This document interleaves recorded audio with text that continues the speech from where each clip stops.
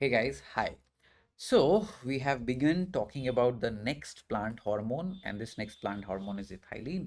So why to waste any further time? Let's quickly dig into it.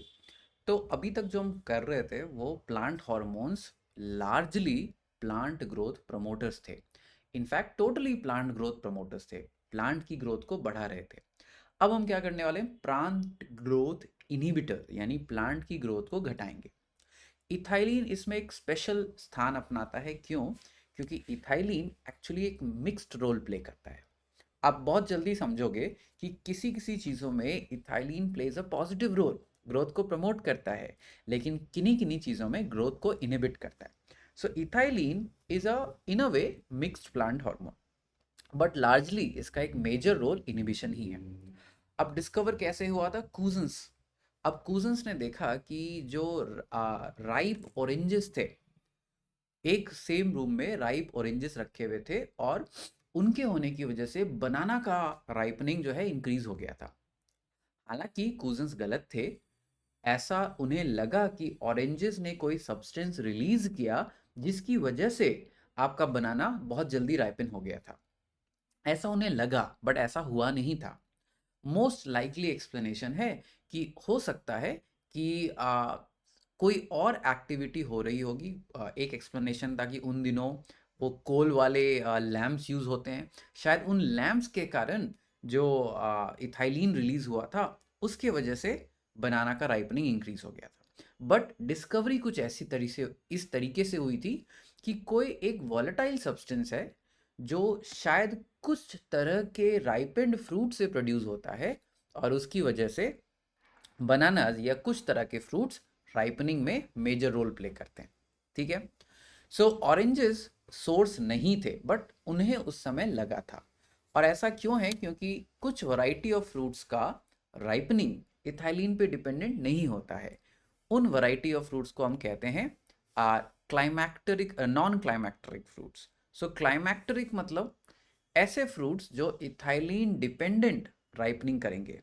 Non क्लाइमैक्टरिक fruits मतलब ऐसे fruits जिनका ethylene के release से कोई लेना देना नहीं है, राइपनिंग से कोई लेना देना नहीं है। ठीक है। तो कुछ कहते हैं शायद फंगस ने रिलीज किया होगा, कुछ कहते हैं लैम्प से, जो कोल लैम्प बर्न हो रहा था उससे इथाइलिन रिलीज हुआ होगा। So we don't know. ठीक है। अब आते हैं 1901 में दिमित्री के पास। अब दिमित्री जो है पी सीडलिंग्स को डार्क में ग्रो कर रहे थे। अब जब डार्क में ग्रो कर रहे थे तो उन्हें तीन कार्डिनल, तीन मेन साइन दिखे। वो तीन मेन साइन क्या है? स्टेम का इलोंगेशन रिड्यूस हो गया। स्टेम का काम है वर्टिकल ग्रो करना, बट वो रिड्यूस हो गया। और रिडक्शन के बाद एक स्वेलिंग हुई, और वो एबनॉर्मली हॉरिजॉन्टल ग्रोथ करने लगा। जब दिमित्री पी सीडलिंग्स को डार्क में ग्रो कर रहे थे तो ये चीजें हुई। लेकिन जैसे ही दिमित्री ने वापस से फ्रेश एयर दिया, ये ग्रोथ थोड़े समय में रिवर्स हो गया। तो दिमित्री को लगा कुछ तो है जो इस तरीके से ग्रोथ को रेगुलेट कर रहा है। फाइनली आर गेन वो थे जिन्होंने प्रूव किया कि इथाइलिन ये कॉज है। अब एनसीईआरटी आपको कूजन्स का नाम देती है और आपको कूजन्स का ही नाम याद रखना है। But R Gane was the one who prove, who associated this with ethylene. ठीक है इतना? चल। अब chemically ethylene is C2H4. So I hope you already know about the concept of alkane, alkene, alkyne, right? So this is ethylene C2H4. कहाँ से बनता है? Largely ये मीथियोनिन से बनता है। मीथियोनिन एक अमाइनो एसिड है। और कौन से टिश्यू से ज़्यादा बनेगा? उन टिश्यू से जो टिश्यू सेनेसेंस कर रहे हैं। अब देखो सेनेसेंस क्या था, आपको याद है कि हम डाइंग या डैमेज्ड टिश्यू से न्यूट्रिएंट्स को वापस लेते हैं, और उसके बाद एक ऑर्गेनाइज्ड वे में उनको डाई करने देते हैं। That is senescence. एंड जो भी टिश्यू सेनेसेंस कर रहा होगा वो इथाइलिन प्रोड्यूस करेगा। सो लार्जली इथाइलिन कहाँ से प्रोड्यूस होता है? वैसे टिश्यू जो सेनेसेंस कर रहे हैं या राइपनिंग ऑफ फ्रूट्स। ठीक है। अब रेट ऑफ इथाइलिन प्रोडक्शन भी डिपेंड करेगा डेवलपमेंटल स्टेज पे या टिश्यू टू टिश्यू। जैसे फ्रूट्स बहुत ज़्यादा इथाइलिन प्रोड्यूस करते हैं, एट द सेम टाइम जो टिश्यू अपने सेनेसेंट फेज में है, जो प्लांट का पार्ट या ऑर्गेन अपने सेनेसेंट फेज में है, वो ज़्यादा से ज़्यादा इथाइलिन प्रोडक्शन करेंगे। ठीक है, सो इट डिपेंड्स। और ऑक्सिन हॉरिजॉन्टल ग्रोथ करा रहा था, बट इथाइलिन ट्रांसवर्स ग्रोथ करा रहा है और इनहिबिट लॉन्गिट्यूडनल ग्रोथ को इनहिबिट कर रहा है, राइट। तो ये इन मायनों में ऑक्सिन के ऑपोजिट काम कर रहा है, लेकिन हम आगे देखेंगे कुछ मायनों में ऑक्सिन के साथ काम कर रहा होता है। देखो, ये एक भूल भुलैया बन सकती है, लेकिन अगर आप रिलेट करके पढ़ोगे ना तो आप कंफ्यूज ही नहीं होगे। कंफ्यूजन आता ही वहीं से है कि हम इन हॉर्मोन्स को अलग अलग पढ़ते हैं। इसीलिए आफ्टर सारे लेक्चर्स हो जाएं, एक टेबल बनाना और टेबल में सारे हार्मोन के इफेक्ट्स को एक सीरीज से स्टडी करने की कोशिश करना। ठीक है, कंपेयर करके पढ़ना। नाउ, इथाइलिन का क्या इफेक्ट है? सबसे मेजर इफेक्ट जो इथाइलिन का होता है वो है राइपनिंग ऑफ फ्रूट्स। अब व्हाट इज राइपनिंग? आपको पता है कि इवेंचुअली जब हम फ्रूट बनाते हैं तो उसमें कॉम्प्लेक्स कार्बोहाइड्रेट ज़्यादा होंगे, स्टार्च हो सकता है, सेल्यूलोज हो सकता है। इवेंचुअली मुझे क्या करना है, इन कॉम्प्लेक्स कार्बोहाइड्रेट्स को डाइजेस्ट करके सिंपल कार्बोहाइड्रेट्स में कन्वर्ट करना है। सिंपल कार्बोहाइड्रेट्स स्वीटर होते हैं, that is the whole process of ripening. अब इस काम को करने के लिए बहुत सारा मेटाबॉलिज्म करना पड़ेगा और बहुत सारी एनर्जी की रिक्वायरमेंट होती है, तो सडनली रेस्पिरेशन में भी बहुत ज़्यादा जंप आता है। इसी को कहते हैं रेस्पिरेटरी क्लाइमैक्ट्रिक। और फ्रूट्स जो इन चीज़ों को इथाइलिन डिपेंडेंट मैनर में कहते हैं करते हैं, उनको हम कहते हैं क्लाइमैक्ट्रिक फ्रूट्स। क्या एग्जाम्पल है क्लाइमैक्ट्रिक फ्रूट्स को? आपको स्क्रीन पे दिए गए सारे एग्जाम्पल याद होने चाहिए। Banana, apple, mango, tomato, papaya and avocado. Banana, apple, mango, tomato non negotiable examples हैं, इसको भूलने की गलती बिल्कुल मत करना। नॉन क्लाइमैक्ट्रिक फ्रूट्स भी दो तीन याद रखो, क्योंकि ऑप्शन में कंफ्यूज करने के लिए हम आपको जरूर देंगे। सो ग्रेप्स, सिट्रस एंड स्ट्रॉबेरी। ठीक है, नींबू, सिट्रस यानी नींबू। तो ये नॉन क्लाइमैक्ट्रिक फ्रूट्स हैं, यानी इनका राइपनिंग में इथाइलिन का मेजर रोल नहीं होगा। और जब भी राइपनिंग होगा तो क्या होता है, एक मेटाबॉलिक ओवरड्राइव। मेटाबॉलिक ओवरड्राइव मतलब कि अचानक से मेटाबॉलिज्म में एक जंप आता है और ये फ्रूट को एक प्रोटेक्टिव वेसल से अट्रैक्टिव रिवॉर्ड में कन्वर्ट करता है। आपको याद होगा, फ्रूट कहाँ से आया? ओवरी से आया। और ओवरी जो फ्रूट का वॉल है, पेरिकार्प, वो एक्चुअली ओवरी से आया है। और इनिशियली पेरिकार्प का काम था कि भाई प्रोटेक्ट करो सीड को, है ना। हमने एक शॉर्ट भी बनाया था इसके ऊपर कि द प्राइमरी फंक्शन, एक्चुअली दो फंक्शंस हो सकते हैं पेरिकार्प के या ओवरी के। फ्रूट को, सीड को प्रोटेक्ट भी करो और एनिमल को इनवाइट भी करो, सो दैट एनिमल आए, फ्रूट खाए, बट सीड जाके कहीं दूर फेंके। अगर वो सीड को कहीं दूर फेंक रहा है तो अब ये जो नया प्लांट है वो मदर प्लांट से कंपीट नहीं करता। तो इसीलिए राइपनिंग एक प्रोटेक्टिव वेसल जो पेरिकार्प का बना था, अब उसको एक अट्रैक्टिव रिवॉर्ड में बदल रहा है, सो दैट एनिमल आएगा, फ्रूट खाएगा और सीड को जाके कहीं दूर फेंक देगा। अगर दूर फेंक दिया तो कंपटीशन के चांसेस घट जाएंगे। और इसको करने के लिए, अट्रैक्टिवनेस को बढ़ाने के लिए, हम कॉम्प्लेक्स पॉलीसेकेराइड्स को सिंपल मोनोसेकेराइड्स में बदलते हैं। पिगमेंट्स बनाते हैं फ्रूट को कलर देने के लिए ताकि एनिमल्स आएँ, और एनर्जी भी मेड अवेलेबल है क्योंकि एट द एंड आपको रेस्पिरेशन तो करना ही पड़ेगा। अब देखो, कहीं भी जब रेस्पिरेशन हो रहा है तो हीट जनरेट होगा, और जो हीट जनरेट होता है वो जो वॉलेटाइल कंपाउंड्स होते हैं ना, उसको और दूर तक फैलाता है।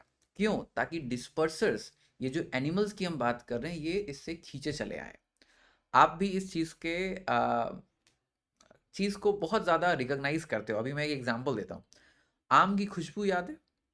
क्यों है ये आम खुशबू क्यों देता है? याद करो, बायोमोलिक्यूल्स चैप्टर में एक एग्जांपल था टर्पीन्स। टर्पीन्स को एनसीईआरटी एक सेकेंडरी मेटाबोलाइट लिखती है। ये टर्पीन क्या है? ये टर्पीन सिंपली एक कंपाउंड है जो मैंगो और कुछ वैसे फ्रूट्स बनाते हैं। ये टर्पीन एक एनिमल, आप और हम भी तो एनिमल ही है ना, तो हमें एक सिग्नल देता है कि भाई आम पक गया, चलो चलो खाना खाते हैं। और हम आएंगे, आम खाएंगे और आम की गुठली यानी कि सीड को दूर फेंक देंगे। इससे हम एक डिस्पर्सर की तरह काम करते हैं।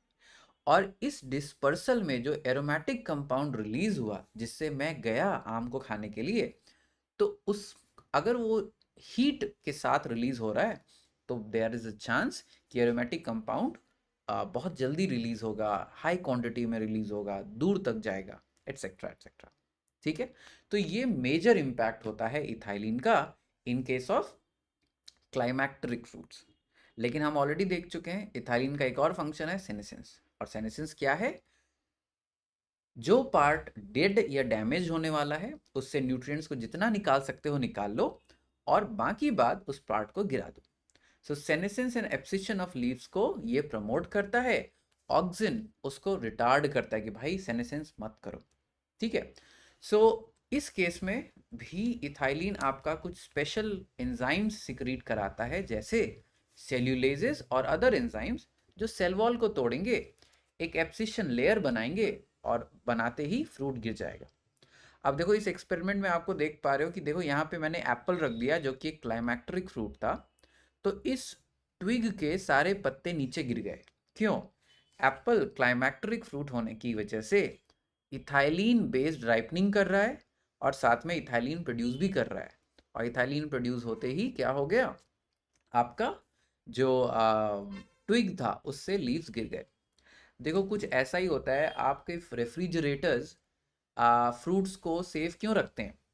टेम्परेचर घटा दिया, इथाइलिन प्रोडक्शन और इथाइलिन फ्यूल्ड जो मेटाबॉलिज्म है उसको स्लो करने की कोशिश कर रहे हैं। आपने ये देखा होगा ना, आजकल कुछ रेफ्रिजरेटर्स हैं जो बोलते हैं कि फ्रेशनेस लॉक टेक्नोलॉजी।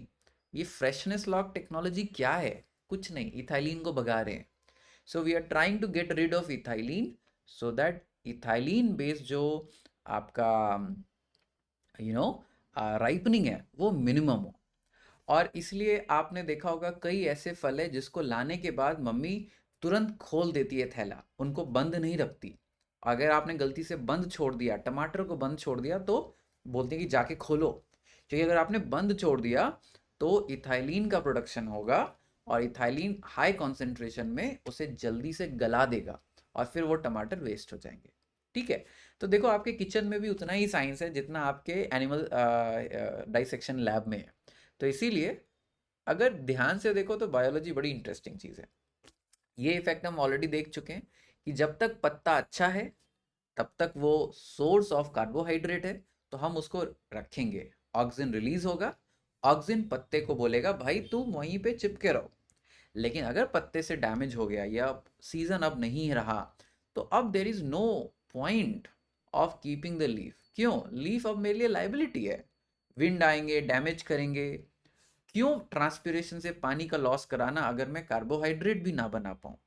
तो इस केस में ऑक्सीजन घटेगा, इथाइलिन बढ़ेगा और इथाइलिन उसका एब्सिशन करा देगा। एकदम simple logic. Now it can cause downward curvature of leaves which is epinasty in waterlogged condition। कभी कभी अगर waterlogged condition है तब हम डाउनवर्ड कर्वेचर कराएंगे लीव्स का। लीव्स को हम कर्ल कराते हैं। कर्ल क्यों कराते हैं? ताकि उस केस में अगर वाटर लॉग्ड कंडीशन है तो एटलीस्ट थोड़ा सा तो हवा जा सके, कर्लिंग से एटलीस्ट थोड़ी हवा तो स्टोमाटा पे एक्सपोज हो सके। That is why epinasty condition हम इथाइलिन प्रमोट कर सकता है। दूसरा और one of the major thing is triple response test. अब ट्रिपल रिस्पॉन्स क्या है ये समझना। देखो नॉर्मल क्या होता है, नॉर्मली आपका जो सीडलिंग का प्ल्यूम्यूल है उसको ऊपर की तरफ ग्रो करना है नॉर्मली, ठीक है, वर्टिकल ग्रोथ दिखानी है। बट मान लो कि हमारा सीडलिंग ग्रो कर रहा था और रास्ते में एक पत्थर था, तो पत्थर से बार बार सर पटकने से वो पत्थर को तो तोड़ नहीं सकता। तो अगर पत्थर को तोड़ नहीं सकता तो क्या करे? तो ऐसे केस में तीन चीजें होती है। पहली चीज क्या होगी? हॉरिजॉन्टल ग्रोथ को पावर मिलेगा, यानी वर्टिकल ग्रोथ का रेट रिड्यूस हो जाएगा और प्लांट जो है हॉरिजॉन्टली ग्रो करने की कोशिश करे। ये डायग्राम थोड़ा उल्टा है, इसको यहां पे बनाना चाहिए था। ठीक है, तो वर्टिकल ग्रोथ रिड्यूस होगा और हॉरिजॉन्टल ग्रोथ इंक्रीज होगी। क्यों? क्योंकि अगर मैं पत्थर मेरे सामने है मैं उसे तो तोड़ नहीं सकता ना, उसके बगल से निकल सकता हूं। लॉजिक है बेटा। अगर मैं पत्थर को तोड़ नहीं सकता तो उसके बगल से निकलने की कोशिश करूंगा। तो मैंने वर्टिकल ग्रोथ घटा दिया, हॉरिजॉन्टल ग्रोथ एक्सेलरेट कर दिया। और अब मुझे अपने आसपास के इन्वायरमेंट को स्ट्रांगली पुश भी करना है, तो एक्सिस को स्वेल करा दिया, तो स्वेलिंग ऑफ एक्सिस। अब जब मैं ऐसा कर रहा हूं, मुझे नहीं पता ना कि आगे कैसा ऑब्स्टेकल है, तो मुझे अपने शूट एपिकल मेरिस्टेम को भी प्रोटेक्ट करना है। शूट एपिकल मेरिस्टेम एकदम टिप पर होता है, प्रोटेक्टेड बाय प्राइमोर्डियल लीफ। अब इस केस में मुझे नहीं पता आगे कितना ज्यादा फ्रिक्शन मिलेगा, तो ऐसे केस में प्राइमोर्डियल लीफ हो सकता है काफी ना हो मेरे शूट एपिकल मेरिस्टेम को प्रोटेक्ट करने के लिए। तो हम पूरा का पूरा मेरिस्टेम को ही जो टिप था उसी को गोला कर देते हैं, उसी को कर्ल कर देते हैं। और कर्ल करने से क्या होगा, शूट एपिकल मेरिस्टेम हमारा बच जाता है। सो पहला प्राइमरी थिंग, हॉरिजॉन्टल ग्रोथ बढ़ेगा, वर्टिकल ग्रोथ रिड्यूस हो। दूसरा स्वेलिंग ऑफ एक्सिस होगा। तीसरा एपिकल हुक, जो टिप है वो एक हुक बना लेती है जिससे शूट एपिकल मेरिस्टेम बच जाता है। ठीक है, so this is the triple response test two जो इथाइलिन की वजह से होता है। अब देखो, अगर आप इस चीज़ को देखो तो आपको लगेगा यार ये हॉरिजॉन्टल ग्रोथ को घटा रहा है, बट आप ये सॉरी वर्टिकल ग्रोथ को घटा रहा है, बट अगर ध्यान से देखो ये प्लांट को बस एक दूसरा रास्ता दे रहा है कि भाई ये रास्ता बंद है, इधर से जाओ, है ना। तो इथाइलिन उतना भी बुरा नहीं है जितना हमें लगता है। So this is the triple response test, जो कंप्लीट डार्कनेस में हो सकता है या अगर रास्ते में कोई रुकावट है तो उसमें हो सकता है। ज्यादातर केस में ट्रिपल रिस्पॉन्स टेस्ट जो है एपिकोटाइल दिखाता है, कभी कभी हाइपोकोटाइल दिखा सकता है, बट आपको एपिकोटाइल यानी कि प्ल्यूम्यूल का वो पार्ट या आप कह सकते हो इम्ब्रोइनल एक्सिस का वो पार्ट जो कॉटिलेडन अटैचमेंट पॉइंट के ऊपर है, एपिकोटाइल, वो ये काम दिखा रहा है। ठीक है, चलो अब सीड डॉर्मेंसी को ब्रेक करना। हम ऑलरेडी पढ़ चुके हैं कि सीड डॉर्मेंसी को जिब्रेलिन भी ब्रेक करता है, बट एबीए एक मेजर प्लेयर होता है। ओके, सॉरी, इथाइलिन एक मेजर प्लेयर होता है। तो कैसे काम करता है इथाइलिन? इथाइलिन जाके एब्सिसिक एसिड को बोलता है कि भाई बस कर, अब मत करो। तो यहाँ पे एबीए और इथाइलिन एक दूसरे के ऑपोजिट काम कर रहे हैं। एबीए बोलता है कि भाई शांत हो जा, जर्मिनेट मत करना, लेकिन जिब्रेलिन और इथाइलिन बोलते हैं कि भाई जर्मिनेट करो, समय आ गया। So it works against ABA और सेंसिटिविटी घटा के उसका जर्मिनेशन कराएगा। अब यहाँ कुछ एग्जांपल्स हैं जो आप थोड़ा समझ लो तो बेटर। पीनट, पीनट में जर्मिनेशन को कैसे कराएगा? सीड कोड जो टफ था उसके कारण जर्मिनेशन रुका हुआ था, तो सीड कोड को सॉफ्ट करा देगा। अब मैकेनिकल बैरियर हट गया, एबीओ को ऑलरेडी काउंटर कर रहा है, पीनट आपका जर्मिनेट कर जाएगा। पोटैटो ट्यूबर, ट्यूबर क्या था? मॉडिफाइड स्टेम जिसमें बहुत सारा फूड स्टोर होता है। Potato is a stem tuber, है ना। तो स्टेम पोटैटो ट्यूबर में एबीए को सप्रेस करेगा और स्टिमुलेट करेगा अल्फा अमाइलेज के सिंथेसिस को। Alpha amylase, amylase is a component of starch. Starch को जैसे ही तोड़ेगा न्यूट्रिएंट्स अवेलेबल होंगे, न्यूट्रिएंट्स अवेलेबल होंगे तो एडवेंटिशियस बर्ड्स अब जो है नया रूट और नया शूट बना सकते हैं। सो पोटैटो स्टोरेज को सॉरी पोटैटो ट्यूबर में डॉर्मेंसी ब्रेक करेगा, पीनट में भी डॉर्मेंसी ब्रेक करेगा। ठीक है, रैपिड इंटरनोड और पेटियोल इलोंगेशन इन डीप वाटर राइस प्लांट। अब इसको समझो, नॉर्मली इथाइलिन एक गैस है, तो अगर प्रोड्यूस हुआ तो हवा में बह जाएगा, बट अगर राइस प्लांट है तो उसका और एक काफ़ी हिस्सा आपके पेटियोल सॉरी आपका काफ़ी हिस्सा राइस का पानी के अंदर है, तो उस केस में इथाइलिन वहाँ इकट्ठा होता है।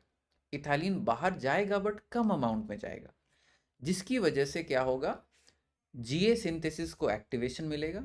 और आपको याद है जीए जिब्रेलिन जो है इंटरनोड का इलोंगेशन कराता है।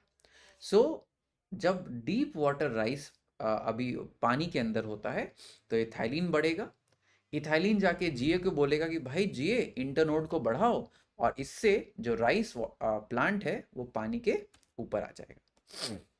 ठीक है, तो this is how it works. अब देखो ये चीज़ याद रखना, अभी अभी हमने पढ़ा कि इथाइलिन वर्टिकल ग्रोथ को रिड्यूस करके हॉरिजॉन्टल ग्रोथ को इंक्रीज करता है। उस कंडीशन में बिल्कुल ऐसा ही होगा, बट इस कंडीशन में ये थोड़ा उल्टा काम करेगा। ये जीए के थ्रू आपका वर्टिकल ग्रोथ को इंक्रीज कर देता है। ठीक है, अब थिनिंग, अब ये बहुत इंपॉर्टेंट है और ये थोड़ा कंफ्यूजिंग है। एनसीईआरटी लिखती है thinning of cotton, walnut and cherry. अब यहाँ पे एग्जैक्टली थिनिंग नहीं हो रहा कॉटन के केस में, बट हम मान लेंगे। अब what exactly happens in case of cotton? अब देखो कॉटन जो है वो एक हार्ड वॉल से अंदर छिपा होता है। जब आप इथाइलिन सप्लाई करोगे तो क्या होगा, कैप्सूल का वॉल ड्राई हो जाएगा और वॉल पॉप करेगा, यानी कि ब्रेक करेगा, डेहिसाइज करेगा और कॉटन को रिलीज कर देगा हार्वेस्ट करने के लिए। सो कॉटन बॉल की डिहाइसेंस में आपका इथाइलिन एक रोल प्ले करता है। एनसीईआरटी थिनिंग बोलती है, आप भी थिनिंग ही बोलते हो, बट एक्चुअली कॉटन बॉल को ओपन करने में उसका मेजर काम है। अब आता है वॉलनट और चेरी। वॉलनट और चेरी में हम थिनिंग क्यों करा रहे हैं? देखो अगर बहुत ज़्यादा फ्रूट्स हो रहे हैं ना, तो क्या होगा, आपस में compete करेंगे। कोई भी चेरी या वॉलनट ज़्यादा मीठा या ज़्यादा बड़ा नहीं होगा और इससे मेरी मार्केट वैल्यू घट जाएगी। तो हम इथाइलिन से क्या करते हैं, जो वीकर फ्रूट्स हैं उनको पहले गिरा देंगे, एब्सिशन हो जाएगा उनका, सो दैट अब जो बच गए वॉलनट और चेरी, उनको मैक्सिमम अमाउंट ऑफ न्यूट्रिएंट मिलेगा और वो एकदम अच्छे अच्छे निकलेंगे। So thinning of cotton, walnut and cherry में आप फ्रूट्स को जानबूझ के गिरा देते हो, वीक फ्रूट्स को, ताकि जो बचे हुए फ्रूट्स हैं वो आपको बेटर क्वालिटी ऑफ यील्ड दें rather देन क्वांटिटी। अब आ, देखो इथाइलिन एक गैस है, यानी आप उसे एज अ गैस तो यूज नहीं कर सकते। क्यों नहीं यूज कर सकते? वेरी सिंपल, उड़ जाएगा। तो हम क्या करते हैं, इथाइलिन का एक सॉल्यूशन बनाते हैं। सॉल्यूशन का नाम है 2-क्लोरो ethyl phosphonic acid, ethephon in short, but actually क्या है, 2-क्लोरो इथाइल फॉस्फोनिक एसिड। अब ये एथेपॉन क्या करेगा, प्लांट इसको अब्जॉर्ब करेंगे और प्लांट के पीएच पे, प्लांट के सेल के अंदर जो पीएच है, उस पीएच पे ये इथाइलिन को रिलीज कर देता है। इथाइलिन को रिलीज करते ही अगर हमारा जो भी टारगेट था, राइपनिंग टारगेट है तो राइपन होगा, जो भी हमारा टारगेट था वो उसको अचीव कर लेगा। सो दैट इज वाई आपका टमाटर या एप्पल में भी आप इसका इस्तेमाल करते हो। सो फार्मर्स क्या करेंगे, वो टमाटर को एक साथ हार्वेस्ट कर लेंगे, वो अभी ग्रीन ही है बट हार्वेस्ट कर लेंगे, लेकिन जस्ट बिफोर सेलिंग, सेलिंग के जस्ट पहले इथाइलिन डाल देंगे। इथाइलिन उनका राइपनिंग कराएगा और सारे टमाटर एकदम लाल लाल अच्छे अच्छे होंगे। जबकि उनका ट्रांसपोर्टेशन को सेफ बनाने के लिए हमने उसे कच्चे में ही हार्वेस्ट किया। देखो कॉम्प्लेक्स पॉलीसेकेराइड को तोड़ना मुश्किल होता है और वो हार्ड भी होते हैं। तो कॉम्प्लेक्स फॉर्म में जब टमाटर जब आपका अनराइपेंड है तो उसमें कॉम्प्लेक्स कार्बोहाइड्रेट ज़्यादा है, तो उसको ट्रांसपोर्ट करना बड़ा आसान है। जब वो बाजार में आ गया तब इथाइलिन दिया, इथाइलिन से एकदम मस्त सारे टमाटर एक जैसे दिखते हैं। ठीक है ना, एप्पल्स, एप्पल में भी हमें यूनिवर्सल एकदम सेम कलर चाहिए, वहाँ भी हम सेम काम करेंगे। हम पहले इथाइलिन को जब अप्लाई करेंगे तो सबका same amount of dark deep red colour होगा। ठीक है, अब एक काम में ये ऑक्सिन की तरह होगा। ऑक्सिन भी रूट हेयर फॉर्मेशन में या रूट फॉर्मेशन में हेल्प करता है, ये भी करता है। ठीक है, दोनों सेम काम करते हैं। सिंक्रोनाइजेस फ्रूट सेट इन पाइनएप्पल, मतलब क्या है, सिनक्रोनाइज, सिन मतलब सेम, क्रोनाइज या क्रोनिकल मतलब समय। देखो अगर बार बार कोई फ्रूट पहले आया कोई फ्रूट बाद में आया तो बार बार हमें पिक करने जाना पड़ेगा। हम क्या चाहते हैं कि भाई एक ही साथ सारे फ्रूट मैच्योर हों, एक ही साथ मैंने जाली लगाई और सारे फ्रूट्स नीचे आ गए। ठीक है, सो इसके लिए हम क्या कहते हैं, इथेपॉन को। इथेपॉन की वजह से क्या होता है, 100% of the flowering same time पे होगी। अगर सेम टाइम पे फ्लावरिंग हुई तो सेम टाइप पे फ्रूट भी बनेगा, और सेम टाइप पे फ्रूट बना तो सेम टाइप पे मैं हार्वेस्ट भी कर लूंगा। इसीलिए it says synchronises fruit set in pineapple. ये भी फ्लावरिंग कराएगा। अभी तक हमने जितने भी हार्मोन्स देखे हैं सब फ्लावरिंग करा रहे थे। Female auxin and cytokinin, gibberellin male flower. ये भी फ्लावरिंग कराएगा मेलन में, मैंगो में और पाइनएप्पल में। अब मैंगो में एक क्यूरियस फेनोमेना होता है ऑल्टरनेट बेयरिंग का, ये आपने विटनेस किया होगा। अगर आपके घर में आम का पेड़ है या आपके आसपास आम का पेड़ है, तो एक साल आम का पेड़ बहुत अच्छा फ्रूट देता है और एक साल बिल्कुल भी नहीं, है ना, ये कम फ्रूट देता है। तो इथाइलिन की मदद से हम क्या करते हैं, ये वेजिटेटिव ग्रोथ को, वेजिटेटिव बर्ड्स को ट्रिगर करते हैं कि भाई तुम भी फ्लोरल बर्ड में कन्वर्ट हो जाओ। इसकी वजह से दोनों के दोनों साल आपका मैंगो आपको फ्रूट देगा। तो फ्रूट को इंड्यूस कराने के लिए हम फ्लावरिंग को सॉरी इथाइलिन का इस्तेमाल करते हैं। और तो और जिब्रेलिन को ये घटाता भी है, ये वाला पॉइंट आप भूल सकते हो। जिब्रेलिन वेजिटेटिव ग्रोथ को बढ़ाता है और ये उसको घटा के रिप्रोडक्टिव ग्रोथ में हेल्प करेगा। ठीक है। नाउ सेक्स डिटर्मिनेशन, ये भी फीमेल फ्लावर देता है। किस में देगा? कुकुम्बर में देगा। आपको याद रखना है gibberellin male flowers, whereas remaining the hormones that we have studied, auxin, cytokinin और इथाइलिन, फीमेल फ्लावर से। और इसका लॉजिक क्या है? फीमेल फ्लावर्स यानी कि फ्रूट, फ्रूट यानी कि yield, that is the whole logic of it. ठीक है। So with this we have completed ethylene and now comes the abscisic acid. अगले लेक्चर में एब्सिसिक एसिड करेंगे और एब्सिसिक एसिड थोड़ा छोटा है, तो उसी के साथ हम फोटो पीरियोडिज्म और वर्नलाइजेशन का जो बेसिक आइडिया है वो भी कवर कर लेंगे। आपके सिलेबस में बस बेसिक अंडरस्टैंडिंग काफ़ी हो। ठीक है। So let's meet up in the next lecture. Take care.